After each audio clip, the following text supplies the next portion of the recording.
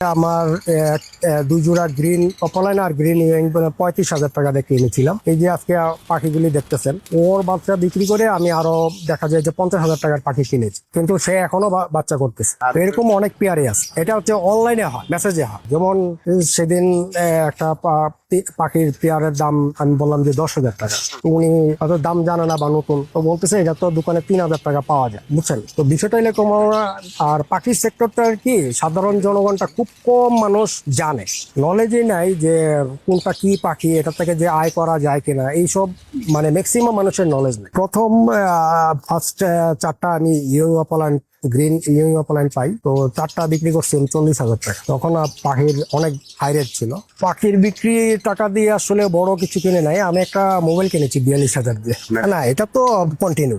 এটা মানে আমি পাখি বিক্রি করলাম, টাকা আছে, আমার একটা প্রয়োজন জিনিস আমি হুটহাট করে আমি কিনতে পারতেছি, যে তোমার টাকা আছে। অ্যাকচুয়ালি ডাক্তারের পরামর্শই পাখি পালা শুরু, কারণ ডাক্তার বলছে যে আপনি যত মুভমেন্ট থাকবেন তত আপনি সুস্থ থাকবেন। তো ওই হিসেবে পাখি পালা শুরু, এবং মানসিকভাবে আমি সুস্থ আছি, এবং প্লাস আমার আর্থিক অবস্থা হয়েছে চেঞ্জেস। এটা হচ্ছে পাখির যে ডিম পাড়ার ট্রে আর কি। তো ওদের বাসা এটা। তো বেবি যখন ফুটে বা বেবিরা যখন পুপস করে, তো এটা জায়গা যে ভিজে যায়, তো এটা শুকানোর জন্য আমি রোদে দিয়েছি। তো আরেক সেট আছে, ওটা মানে প্রতি 24 ঘন্টা পর পর একটা চেঞ্জ করে দেয় আর কি। আর এই জালিটা দেওয়ার উদ্দেশ্য যে চড়ুই পাখিগুলি এগুলি সব নষ্ট করে ফেলে। মূল উদ্দেশ্য ছিল যে আমি কিছু একটা নিয়ে ব্যস্ত থাকবো, মুভমেন্ট থাকবে, প্লাস কিছু, যেহেতু ছেলে মানুষ বেকার থাকা তো সম্ভব না, তো কিছু যেন আয় হয়, এই দুইটা মিলে এই পাখিকে আসে। ধীরে ধীরে ফার্স্টে শুরু করলাম, প্রায় 40 পেয়ারের মতো ছিল। কবুতর বাদ দেওয়ার উদ্দেশ্য হচ্ছে, আমি তো একটু ফিজিক্যালি প্রবলেম আছে, তো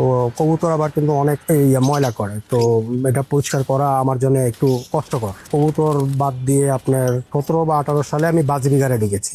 বাজরিগার 100 পেয়ারের মতো ছিল। তো একটা পর্যায়ে যখন করোনা আসছে 2020 সালে, তখন বাজরিগার থেকে চিন্তা করলাম যে একটু অন্য পাখিতে চলে যায়। তখন আপনার গোল্ডিয়ান, লং টেল, আউল, এইগুলিতে মানে এক্সোটিক বার্ড যেগুলি আছে, ছোট ছোট বার্ড, ওগুলিতে চলে গেছে। প্রথমে আমি 2 পেয়ার দিয়ে শুরু করেছিলাম 35,000 টাকা দিয়ে। তারপরে আস্তে আস্তে আমার এখানে 25 পেয়ার ব্রিডিং পেয়ার আছে। এই 25 পেয়ারে বাচ্চা করতেছে, এবং ফ্লাইং কেজে প্রায় 40টার মতো বাচ্চা অলরেডি আছে।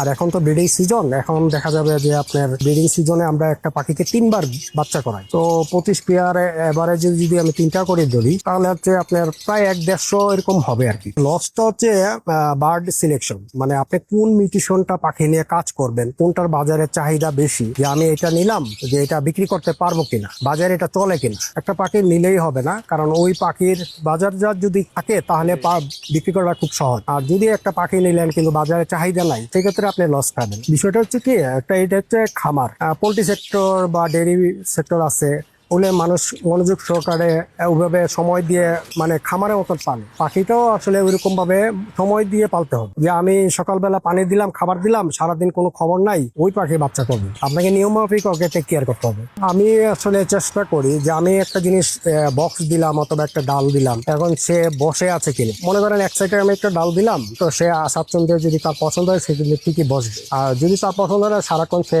ছটফট করবে অথবা গ্রিনে ঝুলে থাকবে, তার ওই সাইডটা পছন্দ না। এগুলি আস্তে আস্তে বুঝতে হয়। আমি একটা এক সাইডে বক্স দিলাম, কিন্তু সে বক্সে ঢুকতেছে না, তাহলে বুঝতে হবে যে এই বক্স তার পছন্দ না, বা এই পাশে পছন্দ না। ওই পাশে দিয়ে দেখবো যে তার পছন্দ হয় কিনা। যদি দেখি যে পছন্দ হয়েছে, তাহলে ওকে। তারপরে যদি পছন্দ না হয়, তাহলে তাকে এই খাঁচাটাই চেঞ্জ করে অন্য খাঁচায় দিবি।